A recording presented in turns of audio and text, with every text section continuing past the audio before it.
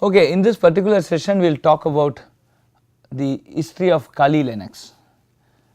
So, as I mentioned in the beginning of this course that we are going to teach you cyber forensic. Some incident has happened, how do we trace this? So, as a part of this we also want to prevent these incidents happening. So, for that each of the industry that is having an IT based infrastructure, information technology based infrastructure, we do something called penetration testing. It will try to test the entire system to see if it is vulnerable to attacks. So, vulnerability and penetration testing, VAPT, is something generally done by all the IT organizations, right. So and when we do that, basically we can find out all the vulnerabilities and loopholes and plug those loopholes, so that attack based on those loopholes will never occur. That is one way of looking at this. Another way is that an attack has happened, what are the type of logs that we maintain, so that we could pinpoint and find out who has done it. So, these two are very important, and now Kali Linux is something which you can use for your cyber forensics, and it comes with a package of tools by which you can basically analyze the security of your network, and if you find a loophole you can basically, rather than saying that this is a loophole, you can basically exploit that loophole and do an attack, and then ethically go and say that yeah, this is the problem and this is how somebody can attack. Then your organization will certainly take it in their head and basically plug this hole. So, that is very important in today's context. Now, what we will do is that we will quickly look at this Kali Linux. What is Kali Linux? It is based on the name of an Hindu god Kali, right. So, what is Kali Linux after all does it? So, let me just quickly go through the history of the transformation from UNIX to Kali. What did happen? 1968 Dijkstra actually developed this Multics operating system in the Netherlands. 1969 Bell, AT&T Bell Labs, Ken Thompson was the name of the researcher in AT&T Bell Labs, developed a new system using Multics as part of a team. So, his co-worker Brian Cunningham dubbed it as UNIX, that is Uniplexed Information and Computing Service. It was later changed to UNIX. So, one of the milestone that happened between 1968 to early 70s was the UNIX system, operating system, was indeed born. Not just born as yet another operating system, but it had specific ways of addressing, some very important issues, right. It was just not an another operating system, but it was specific to addressing some of the vulnerability and penetration testing.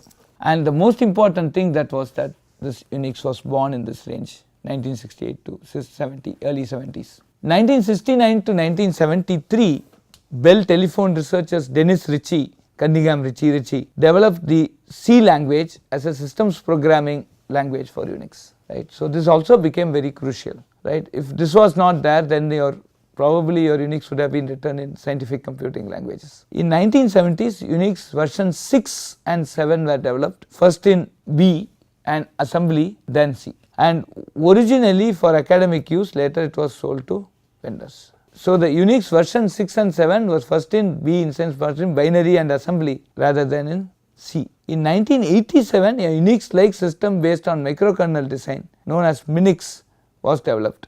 So, at the end, this period between 1969 to 87 in the UNIX to Kali timeline, the milestone there was that the C language got developed. In 1980 to 90, the UNIX wars occur.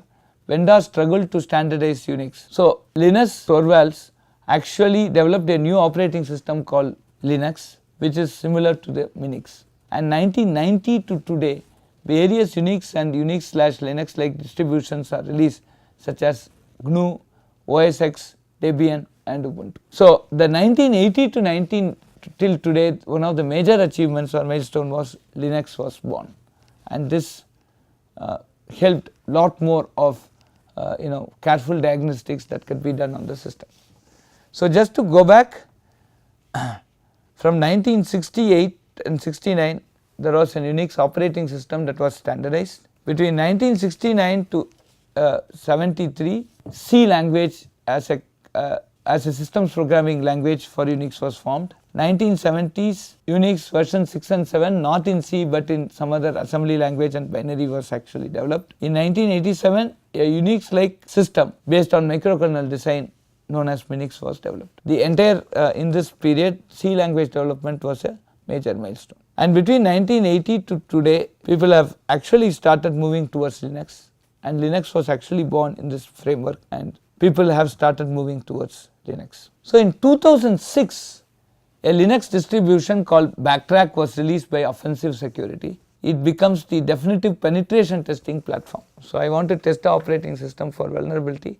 I put Kali Linux as a testing utility which basically can review code and give you potentially, can basically execute test and potentially give you how safe is your operating system. In 2012, the final Backtrack version, Backtrack 5 release 3 was released. In 2013, Kali Linux, also known as Backtrack 6, was released by Offensive Security. And so the milestone here is again then Backtrack was born, and that was followed by Kali. So we will just go into what is this Linux OS architecture and see how Kali actually fits into this.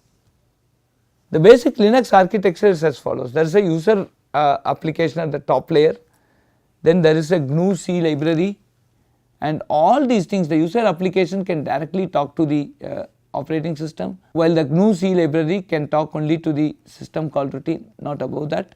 So from the Unix, from the user applications, basically you come to an environment where you call system call, directly go to the kernel as seen on the left hand side, that black line, or from a user application you go through a GNU C library and then go to some system call interface and then execute on the kernel. So this is the basic Linux kernel as you see here, but please note that there are applications that will bypass the GNU C library and start executing through the system call interface. Not every request has to come through the GNU C library interface as seen here. So the user space has multiple way of accessing the kernel, while the kernel space also has opened multiple ways by which the user space can basically access them. So this is a full Linux kernel. I am just showing this slide just to tell you, okay, this is a big thing. So you have modules for IO, you have modules for CPU, you have modules for memory, disk controllers, network controllers, user peripherals, and many more. So at least to start with, we have 7 different kernel issues, kernel modules which we need to basically address when we want to start off talking of a secure operating system and put it into practice. And the Linux has been a very common platform, leave alone from say some supercomputer to embedded computer, supercomputer, computer cluster, mainframe computer, distributed computer, desktop computer, mobile computer, wearable computer. So for all these things, and embedded computers, for all these things there is a version of Unix which will go and sit in, and that is why Linux itself calls it as a a very ubiquitous environment, because right from high performance computing to embedded computing, the Linux can basically take care of, there is a version of Linux that supports it. So we will get to Kali already, so we will start looking at Kali. So before we go to the next section, what I basically want to tell you is that monitoring the operating system, monitoring the network are two ends of the game, and all network monitoring basically underlyingly assumes some amount of sanctity from the underlying operating system, right. So suppose I want to do a network level complete scan and see, the operating system should cooperate, in the sense that operating system should basically give you a very secure execution environment, etc. Unless we have that, we really do not know whether the problem is with the cache, the problem is with the network or the operating system, or the problem is with the people, process, etc.